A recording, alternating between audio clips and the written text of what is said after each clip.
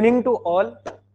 देखिए एआईबी के इस सेशन में आज हमारी बीएनएस का जो दूसरा क्लास है वो हम शुरू करने वाले हैं with notes of low point Indore.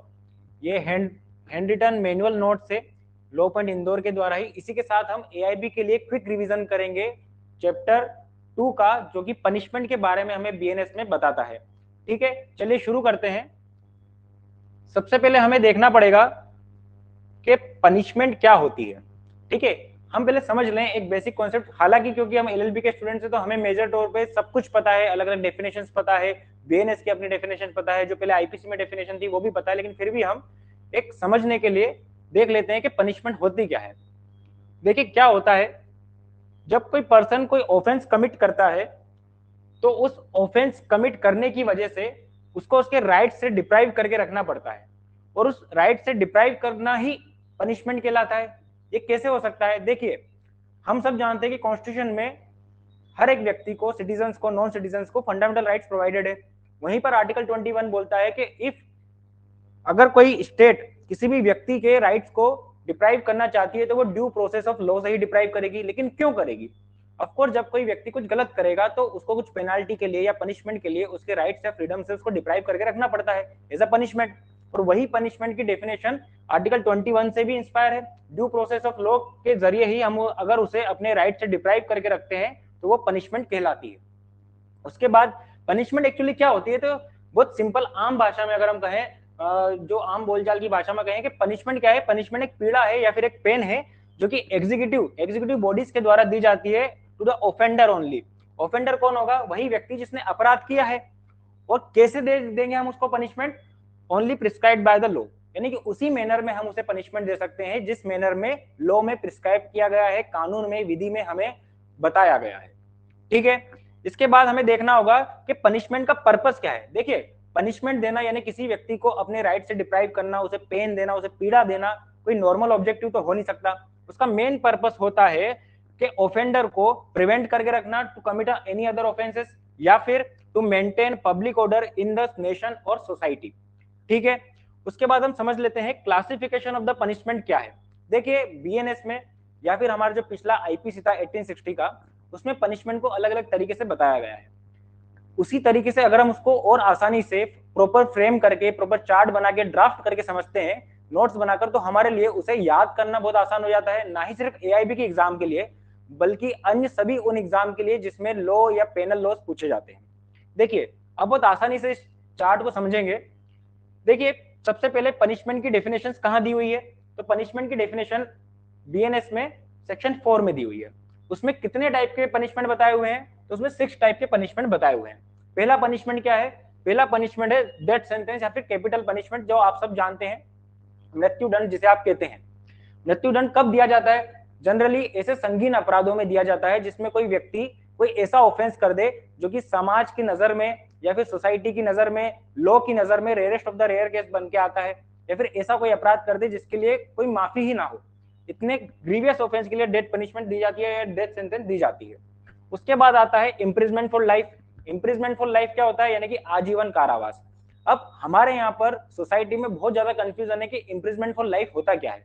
कुछ लोग कहते हैं कि इम्प्रिजमेंट फॉर लाइफ 14 साल होता है, कुछ लोग समझते हैं कि इम्प्रिजमेंट फॉर लाइफ 20 ईयर्स होता है, कुछ लोग को ये पता है कि imprisonment for life actually life time के लिए होता है टिल द नेचुरल डेथ। तो एक्चुअली जो होता है इम्प्रिजमेंट फॉर लाइफ, उसका मीनिंग ये है, even by the supreme court और हाई कोर्ट बहुत बार बताया जा चुका है कि अगर किसी व्यक्ति को लाइफ इम्प्रिजमेंट आपने दे दी है तो इसका मतलब वो उसके जीवन काल तक इम्प्रिजमेंट में रहेगा, यानी कि कारावास में रहेगा। ठीक है, ये भी बहुत ही सीरियस ऑफेंसेस के लिए दी जाती है। सभी ऑफेंस में आपको इम्प्रिजमेंट फॉर लाइफ नहीं दिखता है, और जहां पे भी इम्प्रिजमेंट फॉर लाइफ आपको जनरली दिखता है तो उसके साथ ऑप्शन में 10 ईयर वो मैक्सिमम पनिशमेंट आपको देखने को मिलती है। वो क्यों देखने को मिलती है? क्योंकि बहुत बार कोई अपराध समाज की नजर में बहुत संगीन होते हैं, लेकिन जरूरी नहीं कि उस अपराधी ने उस अपराध को इतने संगीन रूप से करने के इंटेंशन से या फिर अपराध करने के इंटेंशन से ही वो एक्ट किया हो सकता है कि कोई अपराध किसी व्यक्ति से भूल में भी हो गया हो, लेकिन वो इतना गंभीर है कि उसको सजा देना जरूरी है, तो उसमें आप उसको इम्प्रिजमेंट फॉर लाइफ ना देते हुए क्या दोगे? 10 ईयर ऑफ इम्प्रिजमेंट दे दोगे। वो आपको उस पर्टिकुलर ऑफेंस के पनिशमेंट वाले सेक्शन में ही मिल जाता है, मिल जाता है। उसके बाद आता है imprisonment, general imprisonment. General imprisonment मतलब इम्प्रिजमेंट फॉर लाइफ के अलावा, जैसे कि 2 साल, 3 साल, 5 साल, 7 साल, 10 साल, 14 साल, जो भी एक पर्टिकुलर ऑफेंस में पनिशमेंट के सेक्शन में दी हुई है कि इस ऑफेंस के लिए उसको कितनी इंप्रिजमेंट मिलेगी, तो वो कहलाती है अपनी जनरल इंप्रिजमेंट। उसमें दो तरह की इंप्रिजमेंट हो सकती है। पहला होती है रिग्रेस इंप्रिजमेंट। रिग्रेस इंप्रिजमेंट मतलब ऐसी इंप्रिजमेंट जिसमें जब तक वो व्यक्ति कारावास में रहेगा तब तक उसको समय समय पर एक हार्ड लेबर यानी कि कठिन परिश्रम करने के लिए मिलेगा। वो क्यों दिया जाता है? सीधी सी बात है कि अगर कोई व्यक्ति ने कोई बड़ा अपराध किया है, संगीन अपराध किया है, तो आप उसको सिंपल इंप्रिजमेंट में नहीं रख सकते, क्योंकि अगर ऐसा होगा तो ये अपराधियों के लिए बहुत आसान हो जाएगा कि ठीक है कितना ही बड़ा अपराध कर दो, बढ़िया जेल में रहो, रोटी खाओ, खुश रहो। नहीं, देखिए अगर कोई व्यक्ति कोई संगीन अपराध कर रहा है तो उसे उस दंड को भोगना होगा, उसे महसूस कराना होगा कि जी आपने जो किया है समाज के प्रति बहुत ही गलत किया है, तो उसे आप रिग्रेस इंप्रिजमेंट देंगे। वहीं पे अगर कोई छोटे ऑफेंस यानी कि ऐसे पेटी ऑफेंसेस या नॉर्मल ऑफेंसेस होते हैं जिससे जो कि भूल में हो जाते हैं या फिर जिनकी पनिशमेंट कब होती है, जो समाज के अगेंस्ट इतना ज्यादा ग्रीवियस नहीं होते हैं सोसाइटी के अगेंस्ट, तो उसमें आप उनको सिंपल इंप्रिजमेंट देते हो जिसमें कोई हार्ड लेबर की बात नहीं होती या फिर कोई कठिन परिश्रम की बात नहीं होती है। उसके बाद आता है आपका fourth punishment, forfeiture of property. देखिए अगर मान लो कोई व्यक्ति ने किसी संपत्ति से संबंधित कोई अपराध किया है या फिर किसी संपत्ति का यूज करके कोई अपराध किया है, तो कानून ये कहता है कि उस संपत्ति को आपको जब्त कर लेना है, क्योंकि वो संपत्ति अब उस अपराध से संबंधित है, उस ऑफेंस से रिलेटेड है, तो उसे भी आपको सोसाइटी से दूर रखना है। जैसे कि एग्जांपल के लिए किसी व्यक्ति ने कोई वेपन से किसी पे अटैक किया है, कोई हथियार से अटैक किया है, तो वो जो हथियार है वो प्रॉपर्टी है, वो फॉरफिट हो जाएगी। अगर मान लो किसी व्यक्ति ने अन्य किसी प्रॉपर्टी से संबंधित काम किया है तो वो भी फॉरफिट हो जाती है, यानी कि उसका संपरण हो जाता है, यानी कि वो जब्त कर ली जाती है कानून के द्वारा, कोर्ट के द्वारा। उसके बाद आपका फिफ्थ वाला पनिशमेंट आता है फाइन। फाइन हम सबको पता है जुर्माना। सभी छोटे मोटे अपराधों के लिए जनरली लॉ में, सभी लॉ में फाइन दे रखा है, जुर्माना दे रखा है। अगर कोई व्यक्ति कोई छोटा मोटा अपराध कर देता है तो उसे फाइन देके छोड़ दिया जाता है। ये बहुत आसान है और सरल है समझने के लिए। उसके बाद होता है सामुदायिक सेवा। देखिए सामुदायिक सेवा हमारे इंडियन पेनल कोड में नहीं थी, लेकिन जब हमारे क्रिमिनल लॉ का रिफॉर्म आया है 2023 में, नए लॉज बन के आए हैं, तो 2023 का जो अमेंडमेंट आया है, यानी कि जो एक्चुअली नया लॉ इनेक्ट हुआ है, उसमें कम्युनिटी सर्विस को विशेषकर जोड़ा गया है। उसका कारण क्या है? देखिए जब छोटे मोटे ऑफेंस होते थे तो जनरली आप फाइन वसूल कर लेंगे या फिर 6 महीने 3 महीने का कारावास भी दे देंगे। लेकिन अब यहाँ पर यह भी देखने को मिलता है कि अगर किसी व्यक्ति ने समाज के प्रति कोई छोटा मोटा ऑफेंस किया है तो ये उसकी लाइबिलिटी है कि वो समाज के प्रति कुछ अपना कर्तव्य का निर्वहन करे। इसका मतलब क्या होगा कि वो समाज के प्रति अब कुछ दे, यानी कि कुछ कम्युनिटी सर्विस वो देगा। सामुदायिक सेवा वो किसको देगा? समाज को देगा, लोगों के लिए करेगा। वो कोर्ट के डिस्क्रिप्शन पे होता है कि कोर्ट उसे क्या करने के लिए बोल सकती है, वो कोर्ट तय करेगा। उसके बाद आता है commutation of sentence. Commutation of sentence actually क्या है? पनिशमेंट नहीं है, लेकिन पनिशमेंट को चेंज किया जा सकता है, इसलिए हम इसको पनिशमेंट के साथ पढ़ते हैं। अब देखिए ये जो पनिशमेंट्स है, ये पनिशमेंट कुछ रूल्स के हिसाब से चलती है। अब वो रूल्स भी हमें आईपीसी में ही दिए हुए हैं। तो अगर आप देखेंगे सेक्शन 4 के अलावा सेक्शन 9, 10, 11, 12 और 13, यहाँ पर कुछ रूल्स ऑफ पनिशमेंट आप लोगों को दिए हुए हैं। अगर आप इनको ऐसे ग्रुप बना के समझ लेंगे तो आप यकीन मानिए सेक्शंस में ना ही आप कभी कंफ्यूज होंगे, ना ही कभी आप गलत करके आएंगे किसी भी एग्जाम में। क्योंकि जनरली क्या होता है, इन जो रूल्स ऑफ पनिशमेंट है, इनके जो पर्टिकुलर सेक्शन है ये आपको बहुत कंफ्यूज करते हैं। जैसे कि सपोज मान लो सोलिटरी कन्फाइनमेंट है, तो उसका सेक्शन 11 और 12 आपको हमेशा कंफ्यूज करेगा। लास्ट छत्तीसगढ़ के प्रीलिम्स में पूछा गया है। उसके बाद सेक्शन 13 है, ये आपको हमेशा कंफ्यूज करता है। तो उसी तरीके से आपको ऐसे ग्रुप बना के अगर आप इसको पढ़ लेंगे तो ये आपको हमेशा के लिए याद हो जाएंगे। तो सबसे पहला रूल ऑफ पनिशमेंट आपको क्या बोलता है? सेक्शन 9 बात करता है प्रोटेक्शन फ्रॉम डबल जोपार्डी, यानी कि दोहरे दंड से संरक्षण का नियम। अब इसमें एक्चुअली डबल जोपार्डी किस तरीके से हम बोल सकते हैं, क्योंकि डबल जोपार्डी आप एक्चुअली कहां पढ़ते हैं? आर्टिकल 20 के क्लॉज 2 में। लेकिन अब आर्टिकल 20 के अलावा सेक्शन 9 में कैसे रिलेवेंट है? देखिए सेक्शन 9 एक्चुअली ये बोलता है कि अगर कोई व्यक्ति एक ही काम को या फिर एक ही एक्ट को करता है जिससे कोई ऑफेंस बनता है, और उस ऑफेंस को करते वक्त उसने उस एक्ट को अलग अलग पार्ट में किया है, ठीक है, अलग अलग हिस्से में किया है, तो अब सेक्शन 9 ये बोलता है कि उस अलग अलग हिस्से की उसको सजा देने की बजाय आप उसको पूरे एक ऑफेंस की सजा देंगे। मतलब अगर कोई व्यक्ति किसी व्यक्ति को एक डंडी से एक बार मारता है और उसी डंडी से उसको 50 बार मारता है, यही इलस्ट्रेशन सेम सेक्शन 9 में दिया हुआ है कि अगर कोई व्यक्ति किसी व्यक्ति को डंडी से मारता है या डंडे से मारता है और उसी डंडे से उसको 50 बार मारता है, और एक बार डंडे से मारने की सजा सपोज मान लीजिए 3 साल है और 50 बार मारने की सजा भी 3 साल ही होगी, तो क्या आपको उसको इकट्ठा करके पनिशमेंट देंगे? नहीं, आप उसको एक पनिशमेंट देंगे, यानी कि सिर्फ डंडा मारने की पनिशमेंट देंगे, यानी कि आप उसको बार बार एक ही काम करने की सजा नहीं दे सकते, ठीक है। उसके बाद आता है rule of giving benefit of doubt to accused. देखिए सेक्शन 10 आपको बताता है कि जब भी अगर कोई ऐसा मामला आता है जिसमें कोई व्यक्ति ने ऑफेंस किया है, ये तो कोर्ट को समझ में आ चुका है, कोर्ट में ये चीज लगभग प्रूव भी हो चुकी है कि इस व्यक्ति ने कुछ तो ऑफेंस किया है, लेकिन कंफ्यूजन है कि इस व्यक्ति ने जो ऑफेंस किया है वो सीवियर ऑफेंस है, यानी कि कोई मेजर ऑफेंस किया है या फिर माइनर ऑफेंस किया है। और हम सब जानते हैं कि जो बर्डन ऑफ प्रूफ रहता है क्रिमिनल लॉ में, वो एक्चुअली प्रोसिक्यूशन पे रहता है कि प्रोसिक्यूशन को प्रूफ करना है कि एक्चुअली उसने क्या ऑफेंस किया है। और जब प्रोसिक्यूशन इस चीज को प्रूफ नहीं कर पा रहा है, डाउट में रख रहा है कि उस व्यक्ति ने मेजर ऑफेंस किया है या माइनर ऑफेंस किया है, तो उसमें फिर बेनिफिट मिल जाता है किसको, एक्यूज्ड को, और उसको सजा जो मिलती है वो हमेशा माइनर ऑफेंस की मिलेगी, ना कि मेजर ऑफेंस की। ये तभी होगा जब कोर्ट को, जजेस को डाउट होगा कि हम उसे मेजर ऑफेंस की सजा दें या माइनर ऑफेंस की। ठीक है, तो माइनर ऑफेंस की हम उसको सजा देते हैं, बेनिफिट ऑफ डाउट किसको मिलता है यहाँ पर, एक्यूज्ड को मिलता है। ठीक है, उसके बाद आता है रूल ऑफ सोलिडरी कन्फाइनमेंट। देखिए ये काफी फेमस है, जिसे हम बोलते हैं कि एकांत कारावास भी बोलते हैं, या फिर परिसिद्धि का कारावास भी बोलते हैं, प्रायश्चित का कारावास भी बोलते हैं। तो इस नियम में, इस रूल में एक्चुअली क्या होता है, देखिए हम सब जानते हैं कि जितने भी कोई ऐसे मानसिक प्रवृत्ति के जो अपराधी होते हैं, जिनका बार बार ऑफेंस करना या फिर ग्रीवियस ऑफेंस को करने के पहले एक बार भी नहीं सोचना, और उनकी मानसिक प्रवृत्ति इतनी खतरनाक होती है कि वो जहां रहेंगे वहां पे कुछ ना कुछ खतरनाक कृत्य कर सकते हैं, ऐसा कुछ भी डेंजरस ऑफेंस या एक्ट कर सकते हैं।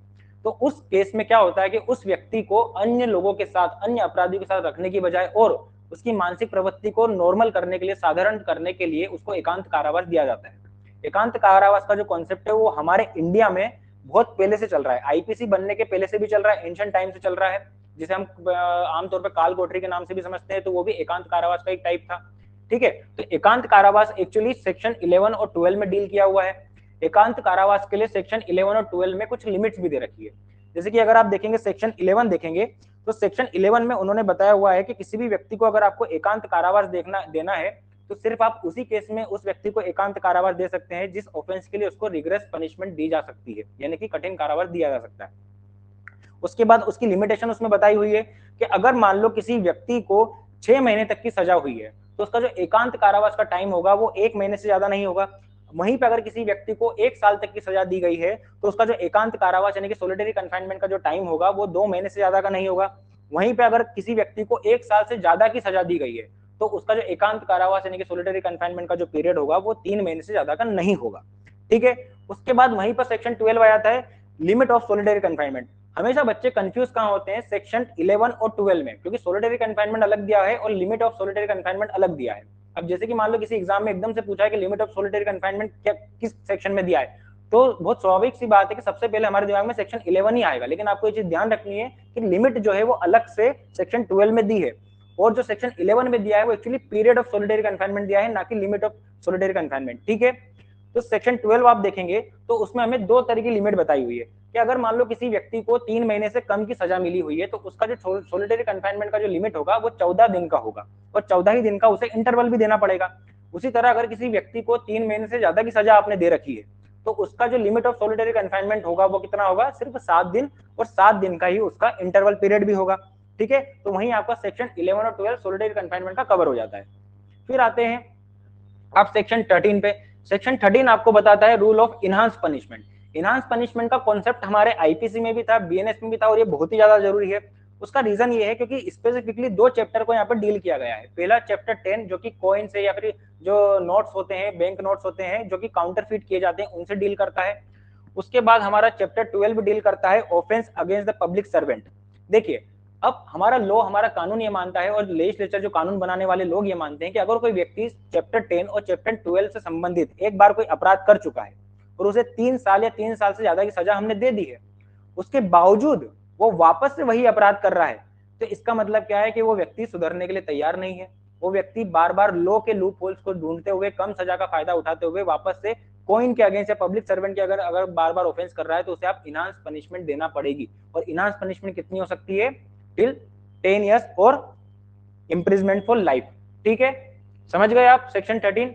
तो इस तरीके से अगर आप इसको समझ लेंगे तो ये आपको याद भी हो जाएगा, इसकी ग्रुपिंग भी आपको समझ में आ जाएगी। और इन केस सपोज मान लो किसी बच्चे को याद नहीं भी होता है, तो अगर ये ग्रुपिंग भी आपने समझ ली, तो किसी भी एग्जाम में, चाहे वो एआईबी हो या किसी भी एग्जाम में, आपको तुरंत देर नहीं लगेगी आंसर टिक करने में। ठीक है, इसके बाद अपन कुछ कॉन्सेप्ट समझ लेते हैं। देखिए डेथ सेंटेंस जो है अपने बीएनएस के अंदर, इंडियन लॉ के अंदर सबसे सीवियर पनिशमेंट मानी जाती है, और इसको डील करने के लिए हमारे यहाँ पर बीएनएसएस जो दिया हुआ है उसके 393 सेक्शन के क्लोज 5 में बताया गया है कि कोई व्यक्ति को अगर डेथ सेंटेंस देना है तो जजमेंट के अंदर लिखना पड़ेगा that person shall be hanged until he die.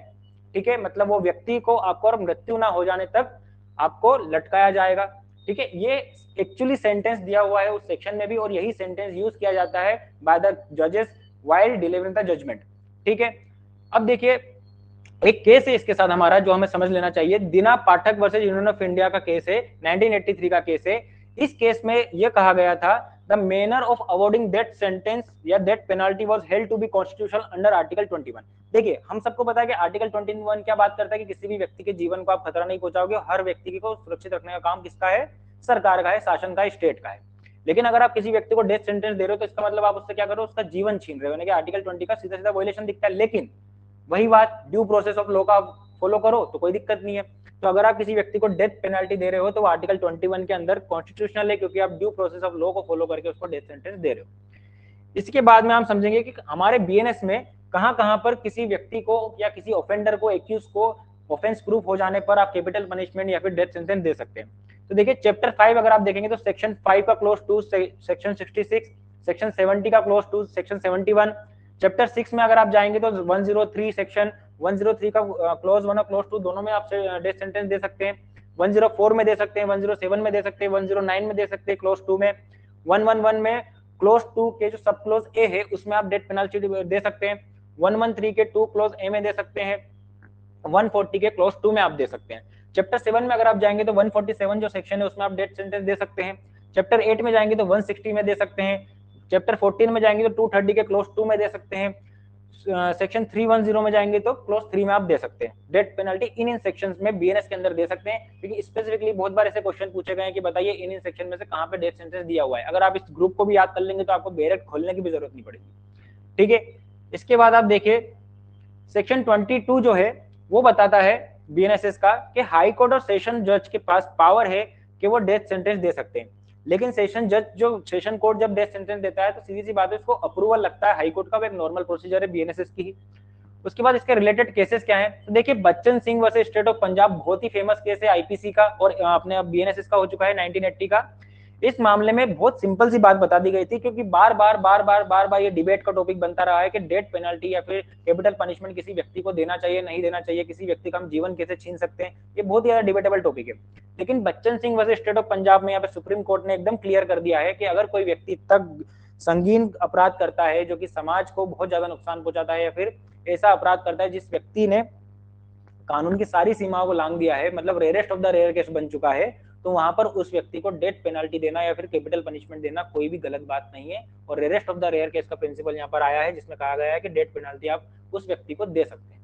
ठीक है, इसके बाद यहाँ पे आता है अपन कॉन्सेप्ट समझते हैं लाइफ इंप्रिजमेंट को। अब लाइफ इंप्रिजमेंट का कॉन्सेप्ट समझने के लिए सबसे पहले आप केस देखेंगे गोपाल विनायक गोडसे वर्सेस महाराष्ट्र स्टेट। इसमें बोला गया था कि लाइफ इंप्रिजमेंट कहां तक होती है, क्योंकि अभी मैंने शुरुआत में आपको बताया कि बहुत लोगों को कंफ्यूजन होता है कि लाइफ इंप्रिजमेंट सिर्फ 14 साल की होती है, तो ऐसा नहीं है।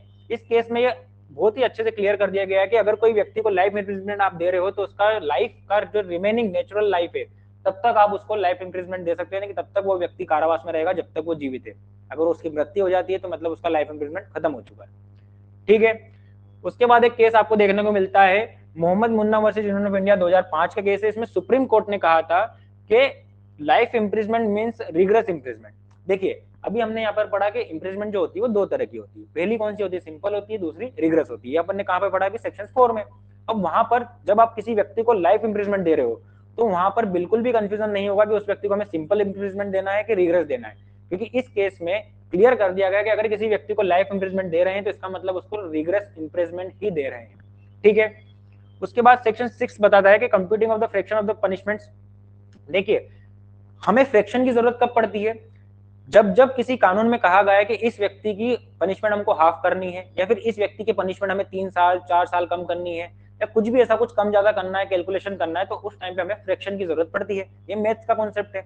अब यहाँ पर आप समझेंगे कि अगर मान लो किसी व्यक्ति को आपने लाइफ इंप्रिजमेंट दे दी, और लाइफ इंप्रिजमेंट में आप बोल रहे हो कि यहाँ पे तो नेचुरल लाइफ तक व्यक्ति कारावास में रहेगा, तो उसका कैलकुलेशन कैसे करेंगे। अगर मान लो किसी व्यक्ति का नेचुरल लाइफ तक जब तक वो कारावास में है उसको हमको आधा करना है, हाफ करना है, उसको कैलकुलेट करोगे, कैसे करोगे, कितने साल का हाफ करोगे, तो उसके लिए हमें सेक्शन बताता है कि उसका फ्रैक्शन आप 20 ईयर्स निकालोगे। और ये क्वेश्चन बहुत बार एआईबी में भी पूछा जा चुका है और अन्य एग्जाम में भी पूछा जा चुका है। उसका जो फ्रैक्शन ऑफ लाइफ इंप्रिजमेंट निकलता है वो 20 ईयर्स निकलता है।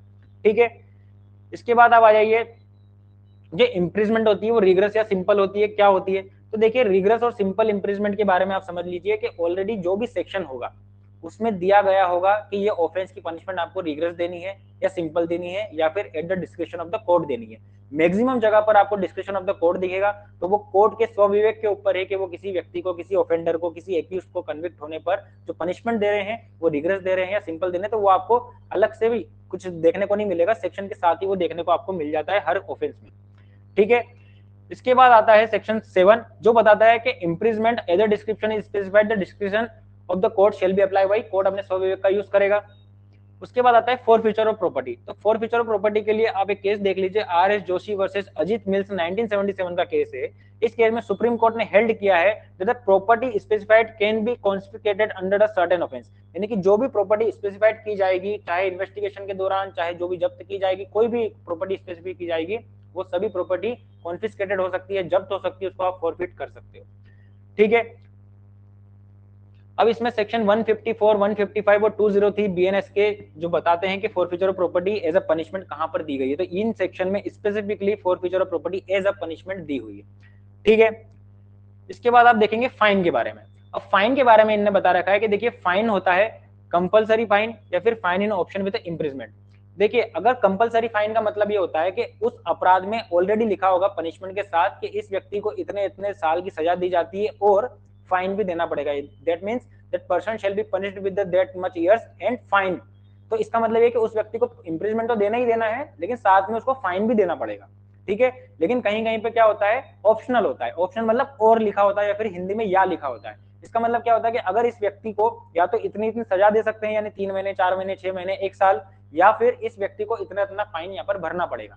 और कहीं कहीं पर मैक्सिमम जगह पर आप मान के चले कि फाइन डिफाइन नहीं है कि कितना देना है, तो कोर्ट खुद उसको कैलकुलेट करता है, अपने डिस्क्रिप्शन पे बताता है कि फाइन कितना देना है। बहुत ही कम ही ऐसे सेक्शन है जहां पर बताया गया है कि फाइन कितने अमाउंट का देना है या फिर मैक्सिमम कितना हो सकता है। उसके बाद सेक्शन 8 का जो क्लोज 1 है वो बताता है कि जो फाइन होता है वो कभी भी एक्सेसिव नहीं होगा लेकिन अनलिमिटेड होगा। अब एक्सेसिव नहीं होने का मतलब और अनलिमिटेड होने का मतलब आप समझ लीजिए कि देखिए, अनलिमिटेड होगा मतलब अमाउंट का बाउंडेशन नहीं है। अमाउंट का बाउंडेशन नहीं है मतलब कोर्ट जितना चाहे उतना दे सकता है, 10,000 दे सकता है, 1 लाख दे सकता है, 2 लाख दे सकता है, लिमिटेड नहीं है। लेकिन एक्सेसिव नहीं हो सकता। एक्सेसिव मतलब इतना नहीं हो सकता जितना कि एक्यूज डिजर्व भी नहीं करता हो। ठीक है, हमें ऑफेंस को, ऑफेंस के नेचर को और उसके हुए प्रभाव को, कॉन्सिक्वेंसेस को, इफेक्ट ऑफ ऑफेंस को, एक्ट को देखते हुए कोर्ट डिसाइड करती है कि उस व्यक्ति को फाइन कितना देना है, ना कि एक्सेसिव। ठीक है, इसके बाद क्लोज 2 जो है 8 का, वो बताता है कि punishment of fine with imprisonment is ordered the shall in default of payment of fine the punish with the imprisonment for a term additional to that of the imprisonment. देखिए, बहुत सीधी सी बात है, अगर किसी व्यक्ति को आपने फाइन के लिए बोला और वो व्यक्ति फाइन भी नहीं भर रहा है, तो अब कानून उसको छोड़ेगी तो नहीं। उससे क्या कहेगी कि भाई साहब, अगर आप फाइन नहीं भर पा रहे हो तो आ जाइए, कारावास में समय बिताइए। ठीक है, सिंपल सी बात है कि आपको कुछ तो करना पड़ेगा, आपने ऑफेंस किया है।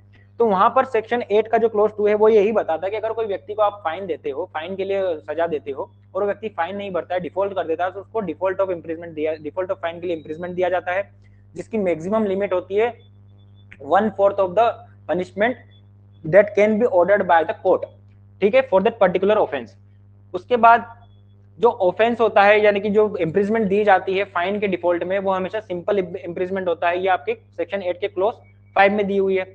अब कितने कितने आप दे सकते हो सजा डिफॉल्ट ऑफ फाइन के लिए, ये आपको स्पेसिफिकली यहाँ पर दिख जाएगा। अगर कोई व्यक्ति 5,000 रुपए तक का फाइन उसको दिया गया है और वो व्यक्ति उस फाइन को नहीं भरता है, तो उसके डिफॉल्ट में उसको कितनी सजा देंगे? 2 महीने की सजा। अगर किसी व्यक्ति को 5,000 से 10,000 तक की फाइन दिया हुआ है और वो डिफॉल्ट करता है, तो उसको कितनी सजा देंगे? हम इंप्रिजमेंट देंगे 4 महीने तक का। और अगर कोई व्यक्ति 10,000 से ऊपर का कितने का भी फाइन उस पर लगा और अगर वो डिफॉल्ट कर देता है, तो उसको हम 1 साल का इंप्रिजमेंट यहाँ पर देंगे। ठीक है, उसके बाद 8 का सेक्शन 8 का क्लोज 7 स्पेसिफिकली बताता है कि किसी भी व्यक्ति से आप फाइन कितने समय के अंदर कवर कर सकते हैं। तो उसका पर्टिकुलर ईयर दिया हुआ है 6 ईयर्स। ये क्वेश्चन बहुत बार पूछा जा चुका है कि 6 ईयर के अंदर अंदर आप उस व्यक्ति से फाइन रिकवर कर सकते हो। लेकिन अगर किसी व्यक्ति को आपने ऑफेंस के लिए जो इंप्रिजमेंट दिया है वो 6 साल से ज्यादा का है, यानी कि जो पर्टिकुलर ऑफेंस है, ना कि डिफॉल्ट ऑफ फाइन के लिए, जो ऑफेंस के लिए इंप्रिजमेंट दिया है वो आपने अगर 6 साल से ज्यादा का दे रखा है, तो जितना भी ज्यादा का टाइम आपने उसको इंप्रिजमेंट में जाने के लिए बोल रखा है, उतने टाइम के अंदर अंदर भी आप फाइन रिकवर कर सकते हैं। आप रिकवर कर सकते हैं, मतलब कोर्ट रिकवर कर सकता है, आप मत पहुंच जाना ऑफेंडर के घर। ठीक है, फिर आता है कम्युनिटी सर्विस। अब कम्युनिटी सर्विस के बारे में देखिए, बहुत नया कॉन्सेप्ट है हमारे बीएनएस में, तो उसको पहले समझ लेते हैं। व्हेन अ पर्सन और a group of person works for a uplift in a development of the community without taking money, it is called community service. देखिए, अगर कोई व्यक्ति कम्युनिटी सर्विस करता है, यानी कि सामूहिक सेवा देता है, जिसके बदले में उसको ना ही कोई पैसा मिलेगा, ना ही कुछ अवार्ड या गिफ्ट या रिवॉर्ड कुछ ना कुछ भी नहीं मिलने वाला है, तो उसे कहते हैं कम्युनिटी सर्विस। इसका मतलब अगर कोई व्यक्ति समाज के अगेंस्ट कुछ गलत कर देता है, तो उससे समाज के प्रति कुछ कार्य करा लीजिए, जिसके बदले आप उसको एक भी रुपया नहीं देंगे, तो वही अपना कम्युनिटी सर्विस कहलाता है। अब जो हाँ, ये बहुत अच्छी बात है यहाँ पर, आर्टिकल 23 का क्लोज 2 जो है, देखिए आर्टिकल 23 जनरली आपको बताता है कि आप किसी भी व्यक्ति से फोर्स लेबर या कंपल्सरी लेबर नहीं करा सकते, लेकिन उसका क्लोज 2 आपको नई चीज बताता है कि जब जब स्टेट चाहे उसको यूज करके, यानी कि उस व्यक्ति का यूज करके उस व्यक्ति को कंपलसरी सर्विस देने के लिए, मैंडेटरी सर्विस देने के लिए आबद्ध यानी कि ऑब्लिगेटरी कर सकती है। उस व्यक्ति का कर्तव्य होगा कि वो स्टेट के प्रति कंपलसरी सर्विस दे, लेकिन कब? जब स्टेट चाहेगी। और इसी का रिलेशन आपका निकल के आता है आर्टिकल 51 क्लोज ए, यानी कि फंडामेंटल ड्यूटीज में। वहां पर भी बोला गया है कि जब जब देश को जरूरत पड़ेगी आप नेशनल सर्विस सर्व करोगे। ठीक है, तो उसी से रिलेटेड हमारा कम्युनिटी सर्विस जो है इन्हीं दो आर्टिकल से इंस्पायर है। देखिए, अब उसके बाद यहाँ पर हम देखेंगे community service shall mean the work which the court may ordered a convict to perform as a form of punishment that benefit the community for the which he shall not be entitled to any remuneration. वही बात है कि अगर किसी व्यक्ति को आप convict पाते हैं, यानी कि दोष सिद्धि उसकी हो जाती है, तो आप क्या करेंगे? उस व्यक्ति को कम्युनिटी सर्व करने के लिए बोलेंगे, और वो जो भी काम होगा वो कोर्ट अपने डिस्क्रिप्शन पे उसको बता सकता है, और उसके लिए उसको कोई भी रिम्यूनरेशन या फिर कोई भी पैसा अवार्ड कुछ नहीं मिलने वाला।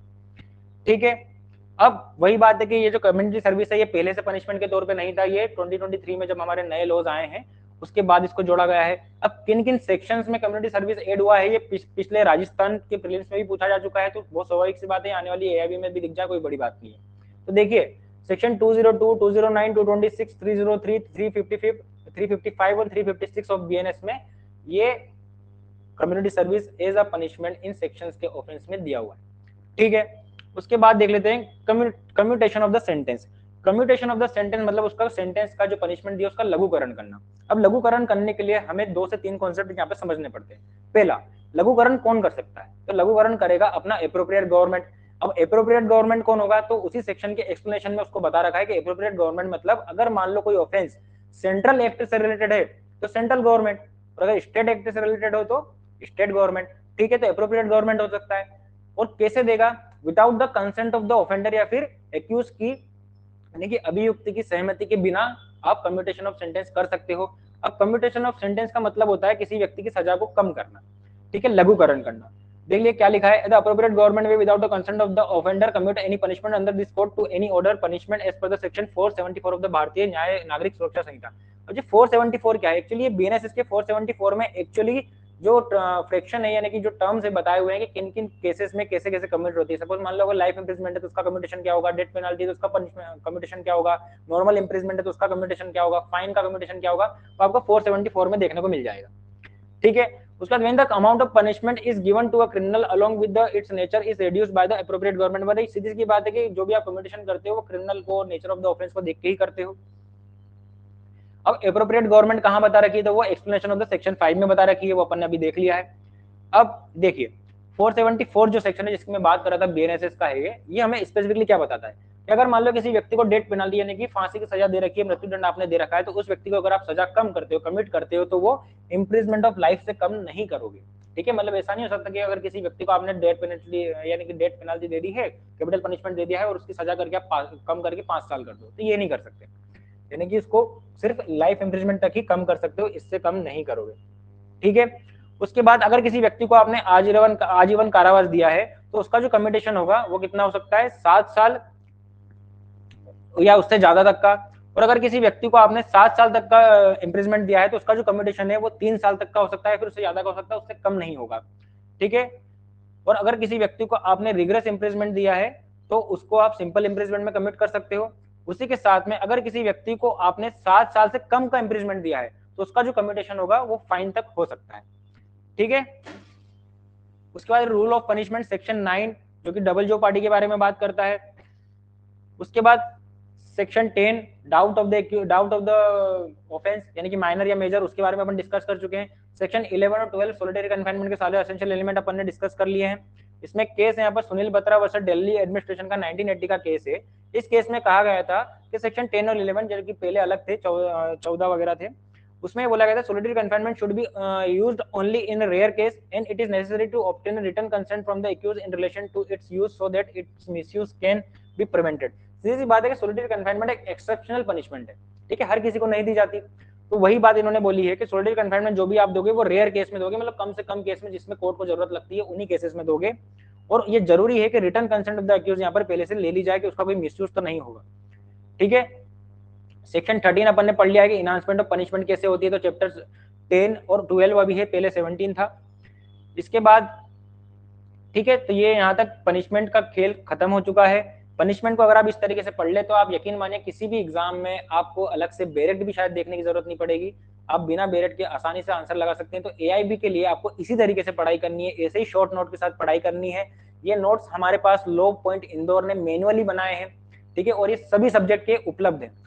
लो पॉइंट इंदौर की क्लासेस लगातार चल रही है, स्टार्ट हो चुकी है एआईबी के लिए। एआईबी की एग्जाम डेट भी आ चुकी है जो कि 7 जून 2026 है। तो अगर आप लो पॉइंट इंदौर के साथ जुड़कर एआईबी का कोर्स शुरू करना चाहते हैं तो आप ऑनलाइन और ऑफलाइन मोड में जुड़ सकते हैं। नीचे दिए हुए डिस्क्रिप्शन में आपको पूरी डिटेल्स दिख जाएंगी, कॉन्टैक्ट नंबर दिख जाएंगे, एड्रेस दिख जाएंगे, आप ऑफलाइन आके भी कॉन्टैक्ट कर सकते हैं या फिर दिए हुए नंबर पर भी संपर्क कर सकते हैं, ठीक है। तो आज की क्लास यहीं खत्म करते हैं, थैंक यू।